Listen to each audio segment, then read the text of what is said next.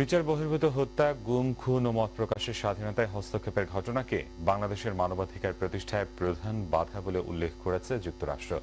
2016 সালের বিশ্ব মানবাধিকার পরিস্থিতি নিয়ে মার্কিন পররাষ্ট্র মন্ত্রণালয়ের বার্ষিক প্রতিবেদনে বিচার বহির্ভূত হত্যাকাণ্ডের পেছনে বাংলাদেশ সরকারের মদদ রয়েছে বলে ইঙ্গিত রয়েছে।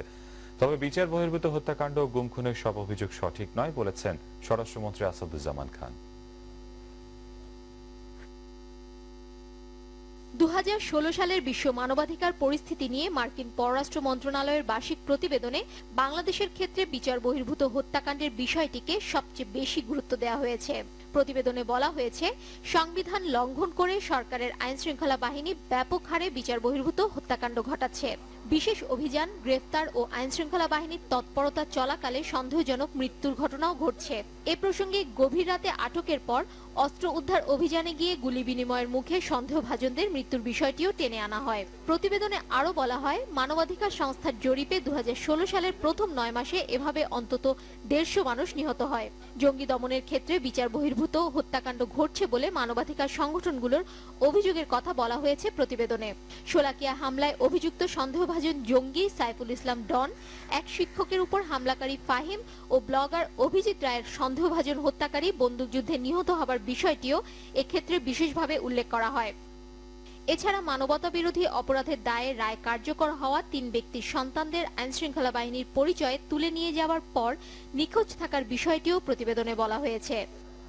তবে মার্কিন প্রতিবেদনের অভিযোগ মেনে নিতে নারাজ স্বরাষ্ট্রমন্ত্রী।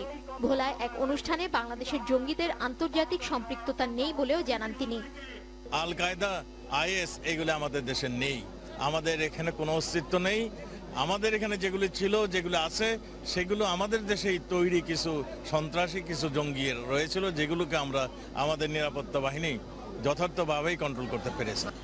এমন প্রতিবেদনে উদ্বেগ জানিয়েছেন মানবাধিকার কর্মী নূর খান। আমরা চিন্তিত যে মানবাধিকার পরিস্থিতি এমন একটি জায়গায় যে দাঁড়িয়েছে যে মানবাধিকারের লঙ্ঘনের বিষয়টিও আমরা স্ট্রংলি বলতে পারছি না। কোথায় যেন একটা বাধা।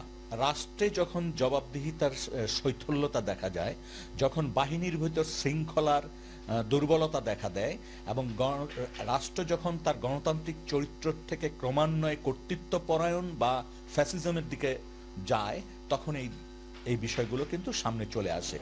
বিচার বিভাগের দুর্বলতা ও বিচারহীনতার সংস্কৃতি মানবাধিকার প্রতিষ্ঠার ক্ষেত্রে অন্তরায় বলে যুক্তরাষ্ট্র যে মত দিয়েছে তার সাথে একমত এ মানবাধিকার কর্মীও।